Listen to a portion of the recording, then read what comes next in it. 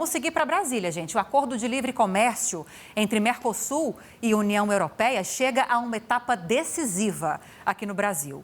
Hoje, a representação brasileira no parlamento do Mercosul se reúne para analisar os termos do tratado que foi firmado em janeiro. E em jogo está a abertura de um mercado de quase 800 milhões de pessoas e a redução de impostos para produtos que vão do agronegócio à indústria. O destaque é para ela. A nossa analista de política, Vitória Bel, que segue lá em Brasília, está com um representante do Congresso Nacional, o deputado Arlindo Chinalha, presidente do Parlamento do Mercosul e relator do acordo, e vai trazer informações para nós. Bem-vindos, um bom dia a vocês. Bom dia, Lívia. Bom dia a todos que nos acompanham. A gente está aqui com o deputado Arlindo Chinalha, que está, então, liderando essa relatoria da representação do acordo entre Mercosul e União Europeia e vai contar para a gente os detalhes de como deve acontecer essa votação daqui a pouquinho aqui no Congresso Nacional. Deputado, seja bem-vindo ao SBT News. Obrigada por aceitar nosso convite. Esse acordo, depois que for aprovado na comissão mista, né, do Parlamento Europeu e no plenário da Câmara dos Deputados, vai para o Senado, passa a valer imediatamente uma parte desse acordo? Como funciona? Bem, primeiro por parte do Brasil, nós já teremos cumprido a exigência que cabe aos demais países do Mercosul, a saber, Paraguai, Uruguai, Argentina, como também já está, eu diria, tramitando no Parlamento e na Unidade Europeia. O que pode acontecer hoje? Alguém pode pedir vistas. Isso é regimental. Se ocorrer o pedido de vistas ou não, está estabelecido junto com o presidente da Câmara, Hugo Motta, que a votação em plenário será na terça-feira da semana a seguir do Carnaval. Portanto, independentemente de se demorarmos um pouco mais ou menos, aqui na comissão vai estar em plenário, porque vai estar também no regime de urgência. Pois bem, o que ocorre com referência à Europa? Foi aprovado no Parlamento Europeu, mas ao mesmo tempo houve um recurso ao Tribunal da União Europeia que pode, em tese, levar até 2 anos para haver a resposta. O que perguntaram? É se as regras desse acordo estão em consonância com as regras da própria União Europeia. Bem, então esse esforço nosso aqui para agilizar tem a ver com essa situação da Europa também. Por quê? Se nós, do Mercosul, manifestamos esse nosso interesse, é claro que isso tende a influenciar, não no conteúdo, mas na agilidade da parte europeia.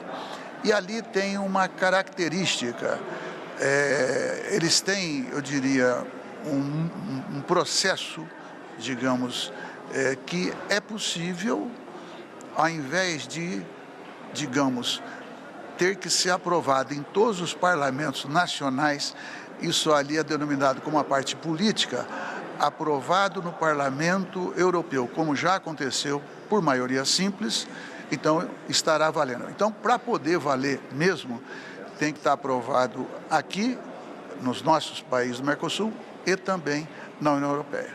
Neste momento, a União Europeia tende a atrasar mais do que nós aqui no Mercosul. Então, existe possibilidade de uma parte desse acordo valer provisoriamente apenas com a aprovação do Parlamento brasileiro. Tem que se esperar a aprovação do Parlamento Europeu. Exatamente. Inclusive, o que a gente está votando agora é algo que recebe o seguinte nome: Acordo Interino de Comércio. Ou seja, isso diz respeito à abertura de mercados e a redução de tarifas, ou seja, aquela parte comercial do acordo vai caminhar. E fica para depois, tanto para a União Europeia quanto para os países do Mercosul, a gente aprovar aquilo que a sigla é EMPA, ou seja, é o acordo por inteiro. Mas existe, repito, um mecanismo para fazer valer o acordo comercial assim que for aprovado aqui na União Europeia. Antes, já vou passar para os nossos âncoras. Antes, só uma pergunta em relação ao pedido de vista. O senhor disse que pode ter, mas o que o senhor está sentindo do clima dos deputados e senadores? Eles tendem a pedir vista realmente ou o senhor acha que pode ser aprovado ainda hoje? Não, é difícil, porque cada deputado, cada senador é de se imaginar que estão procurando compreender. Pode ser que apareça algum parlamentar que não tenha tido tempo para ler, porque o relatório ele chegou há praticamente uma semana aqui na Câmara, né? E são mais de 4.000 páginas, se a gente considerar o acordo em si, mais os anexos e apêndices. Bem, só o acordo tem mais de 450 páginas. Então, o relatório que eu já escrevi procurou sintetizar essas mais de 400 páginas, colocando os conteúdos. Então, não é fora do razoável qualquer um ter dúvida. Espero que não haja pedido de vistas. Se houver, nós vamos dar o prazo suficiente para que todos se interem, desde que trabalhem durante o Carnaval.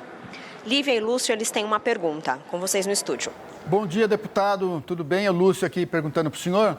Deputado, eu queria entender uma coisa. O acordo assinado, ele já está assinado, ele não pode ser alterado pelo plenário, né? Pelos parlamentares. Ele só pode ser aprovado ou rejeitado, é isso, né?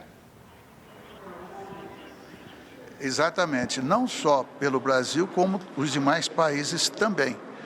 O que existe, mas isso aí é para ser justo na resposta, é você fazer, digamos, uma emenda de interpretação, mas não altera o conteúdo, ou seja, no essencial você já afirmou corretamente que não pode ser alterado este acordo pelos parlamentos de qualquer parte. Lívia também tem uma pergunta? Sim, obrigada, Vitória. Deputado, obrigada pela entrevista. Bom dia mais uma vez ao senhor. A gente está acompanhando todos os dias com análises, com informações que vão chegando aqui para nós sobre as articulações que estão acontecendo para a votação desse acordo aqui no Congresso Brasileiro. Isso deve acontecer, segundo essas apurações, logo depois do Carnaval ou um pouco depois do Carnaval. E a gente discute que em ano eleitoral, algumas pautas mais espinhosas que colocam uma oposição e situação em campos muito contrários, muito polarizados, acabam tendo dificuldade de avançar justamente por causa disso. Eu acredito que estejamos falando, nesse acordo, de uma pauta talvez que tenha um consenso entre lideranças de todos os partidos. Tem alguma dificuldade em se fazer avançar, deputado, essa proposta depois do Carnaval? Tem algum ponto que pode gerar mais discussão ou não? É um ponto pacificado? Bem, nós só vamos saber exatamente a partir desta reunião, porque, eu diria, até pelo pouco tempo que tivemos até agora, eu diria, os atores econômicos, especialmente, eles devem estar se movimentando para se informar e também para entender o acordo. Qual que é a preocupação que eu sei que existe, especialmente no setor do agronegócio? É que eventuais cláusulas unilaterais da Europa atinjam os interesses brasileiros. Mas isso não há nenhum risco. Digamos, primeiro que nós temos no Brasil uma lei aprovada já, que é da reciprocidade. Segundo, está previsto neste acordo um mecanismo que é apelidado de reequilíbrio, ou seja, não há hipótese de se desestabilizar através de alterações unilaterais o acordo como um todo. Então, no próprio acordo existem mecanismos de proteger. Então, até porque, e o presidente Lula já deu demonstrações, nós não vamos abrir mão, digamos, da nossa soberania do ponto de vista de você, por exemplo, impedir que o Brasil participe das compras públicas na Europa, ou que a Europa tente ir além daquilo que está acordado. Estou falando, digamos, colocando o Brasil e o Mercosul a menor, porque de fato eles são mais ricos do que nós, têm mais tecnologia. Então, assim, eu estou absolutamente seguro que os mecanismos para proteger os interesses nacionais estão dados. Tanto é, nós tivemos uma reunião com o vice-presidente, ministro Alckmin, e eu perguntei quais eram os segmentos, setores que manifestaram apoio, empresariais e de trabalhadores. Nem todos formalizaram, mas ele não nos informou de nenhum segmento que estaria contra o acordo. Deputado, uma dúvida também para a gente encerrar, que eu sei que o senhor está com o tempo corrido. No caso da França, por exemplo, que tem tido resistências, é possível, de acordo com o relatório que o senhor leu, que um país desista ou fique de fora ou imponha restrições a esse acordo unilateralmente, sem que haja ali uma consonância entre o parlamento? Não, veja, nenhum país isoladamente tem esse poder. O acordo ele é definido coletivamente, tanto no Mercosul, a partir das decisões nacionais, e no caso da União Europeia, a União Europeia aceitará ou não. Ela já assinou o acordo. Então, a França, ela resistiu, ela capitaneou, inclusive, essa consulta jurídica e que pode atrasar um pouco mais o processo, mas não tem poder para inviabilizar, porque ela não é obrigada, evidentemente, a exportar produtos para o Brasil, né?